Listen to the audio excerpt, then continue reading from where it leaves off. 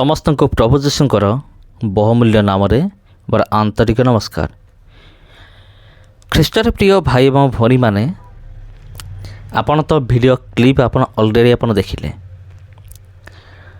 आउ किछि मु आपण को देखा पई चाहू अछि किंतु ता पूर्वर मु आपण मान को गुटे विषय मु कहि रखु अछि। बजरंग दल को माने पुलिस उठेई नेला जबरदस्त जोर जबरदस्त पुलिस गाड़ी रे भर्ती कला एवं थाना को नहीं गला। आउ देखंतु तथापि ए बजरंग दल अकर टिके देखंतु माने पुलिस सामने रसी माने एते सब कांड कारनामा कला पर मध्य एठार जो बजरंग दल लोक मान असंती जय श्रीराम नारा नेउछंती आउ भारत माता के जय बोली कहते किंतु एमान को टिके जानिया दरकार जो संगठन गुंडागर्दी करुच्ची बिना कारण रे चर्च भांगी दउची बिना कारण रे प्रार्थना सभा भितर प्रवेश करके गंडगोल करुच्ची सी पुणी भारत माता की जय बोली नारा लगाउछे। ए विषय को नहीं कि आपणकर कौन मत अच्छी कमेंट बॉक्स रे कमेंट करिकी निश्चित रूप से जनइबे। हाँ प्रिय बंधुगण तबे देखो प्रिय बंधुगण एठार पुलिस आसिला बजरंग दल को उठेई नेला।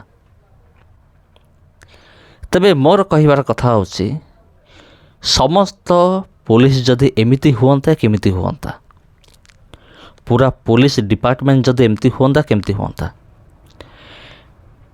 कारण मु कहीं केमती कहू अच्छी एमती किछि पुलिस अच्छी जो माने कि आईन कानून भल भाव जानते एवं आईन कानून को भल भाव फॉलो मध्य करते से जानती जे संविधान रे कौन अधिकार अच्छी संविधान आमको प्रार्थना करिवार अधिकार देइछि आमको प्रचार करने अधिकार देइछि निजर धार्मिक अनुष्ठान तैयारी करिवार अधिकार देइछि।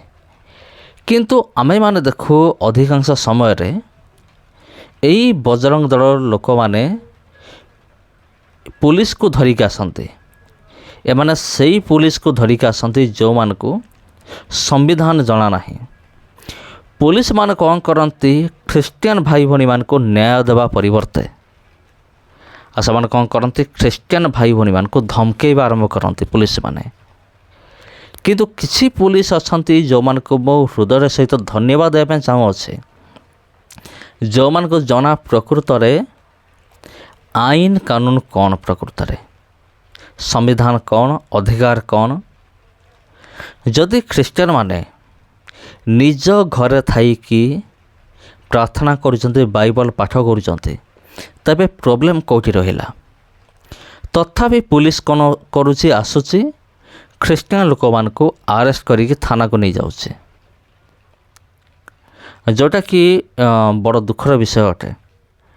वर्तमान परिस्थिति बहुत खराब अटे बहुत खराब। तबे ए विषय को नहीं कि आपन कौन भावुचंती कमेंट करंतु। चलंतु मु आपन को गोटे वीडियो मु देखैबी वीडियो को देखंतु तापर आमे मान आलोचना करिबा।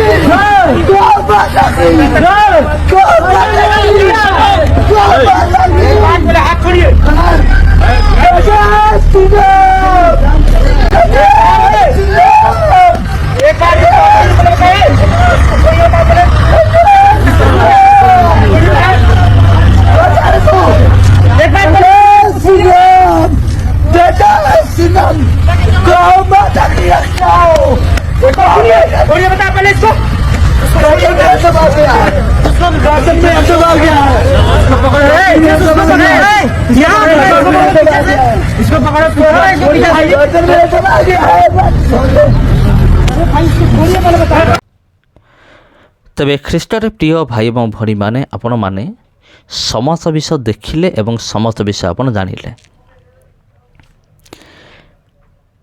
ଯେ ଦେଖନ୍ତୁ ଏଠାରେ ପୁଲିସ ପହଞ୍ଚିକି ବଜରଙ୍ଗ ଦଳକୁ ଉଠେଇ ନେଉଛି। ଆଉ ବଜରଙ୍ଗ ଦଳକୁ ବି ଜାଣିବା ଦରକାର ଯଦି ତୁମେମାନେ ଗୋ ହତ୍ୟା ନାଁରେ ଯଦି ନର ହତ୍ୟା କରିବ ତେବେ ତ ପୋଲିସ ଆସିକି ନିହାତି ତୁମକୁ ଉଠେଇବ। କେଉଁ ପୋଲିସ ଯେଉଁମାନଙ୍କୁ ପ୍ରକୃତରେ ନିୟମ କାନୁନ ଜଣାଅଛି ଏମିତି ପୋଲିସ କଥା ମୁଁ କହୁଛି। ମୁଁ ଏମିତି ପୋଲିସମାନଙ୍କ ନାଁ ଧରୁନି ଆଉ ଯେଉଁମାନଙ୍କୁ କି ସମ୍ବିଧାନ ଜଣା ନାହିଁ ଏମିତି କିଛି ପୋଲିସ ବି ଅଛନ୍ତି। ଆଉ ସେଇ କ୍ଷେତ୍ରରେ ସେମାନେ ଖ୍ରୀଷ୍ଟିଆନମାନଙ୍କୁ ଡରାଇବା ବା ଧମକେଇବା ଆରମ୍ଭ କରିଥାନ୍ତି। କିନ୍ତୁ ମୁଁ ଧନ୍ୟବାଦ ଦେବି ପୋଲିସ ଡିପାର୍ଟମେଣ୍ଟକୁ, ଏଇଠାରେ ମୁଁ ଧନ୍ୟବାଦ ଦେବି। ଆଉ ସେମାନେ କ'ଣ କରନ୍ତି, ଆଇନ କାନୁନକୁ ଠିକ୍ ଭାବରେ ଫଲୋ କରନ୍ତି, ଅନୁସରଣ କରନ୍ତି। ଆଉ ଏଠାରେ ଆମେ ବି ସ୍ପଷ୍ଟ ଭାବରେ ଆମେ ଦେଖିବାକୁ ପାଉ। ତେବେ ଯେଉଁ ଜାଗାରେ ପୋଲିସ ଜାଣି ଶୁଣିକି ସମ୍ବିଧାନର ଅବମାନନା କରୁଛି, କାରଣ ଆପଣ ଜାଣନ୍ତି ବିଜେପି ସରକାର ଚାହୁଁଛି କଳେ ବଳେ କୌଶଳେ ସମ୍ବିଧାନକୁ ପୁରା ବଦଳାଇ ଦେବା ପାଇଁ, ସମ୍ବିଧାନକୁ ବଦଳାଇ ଦେଇକି ନିଜର ସବୁ ଏଜେଣ୍ଡା ଗୁଡ଼ିକ ରଖିବା ପାଇଁ ସେ ଚାହୁଁଛି। କିନ୍ତୁ ଏପର୍ଯ୍ୟନ୍ତ ତାହା ହେଇପାରିନି, କିନ୍ତୁ ବିଜେପି ସରକାର ଚେଷ୍ଟା କରୁଛି। କିନ୍ତୁ କାହିଁକି ହେଇପାରିନି, କାରଣ ଆମର ଭୀମ ଆର୍ମି ଏପର୍ଯ୍ୟନ୍ତ ଜୀବିତ ଅଟନ୍ତି ଆଉ ବିରୋଧୀ ଦଳ ଷ୍ଟ୍ରଙ୍ଗ ଅଟେ ବର୍ତ୍ତମାନ ସୁଦ୍ଧା। ସେଥି ନିମନ୍ତେ ଏ ସମସ୍ତ ବିଷୟ ଆମେ ଦେଖିବାକୁ ପାଉଛୁ।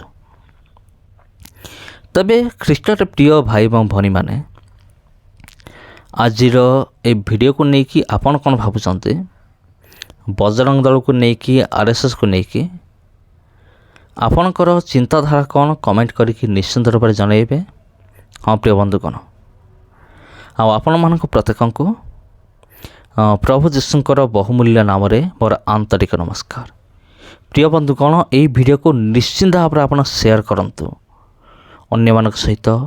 ହ୍ୱାଟ୍ସଆପ୍ ଗ୍ରୁପ୍ ହେଉ କିମ୍ବା ପର୍ସନାଲି ହେଉ ସେୟାର କରନ୍ତୁ ଏବଂ ଏମିତି ନ୍ୟୁଜ୍ ଗୁଡ଼ିକ ଜାଣିବା ପାଇଁ ଏହି ଚ୍ୟାନେଲକୁ ଏବେଠାରୁ ସବସ୍କ୍ରାଇବ୍ କରି ରଖିଥାନ୍ତୁ। ସମସ୍ତଙ୍କୁ ନମସ୍କାର। ଆଜି ପାଇଁ ଏତିକି। ପୁଣି ଥରେ ଭେଟ ହେବ ଆପଣଙ୍କ ସହିତ ଆଉ ଗୋଟେ ଭିଡ଼ିଓରେ, ଆଉ ଗୋଟେ ଅଧ୍ୟାୟରେ। ସମସ୍ତଙ୍କୁ ପ୍ରଭୁ ଯୀଶୁଖ୍ରୀଷ୍ଟଙ୍କର ବହୁମୂଲ୍ୟ ନାମରେ ମୋର ଆନ୍ତରିକ ନମସ୍କାର।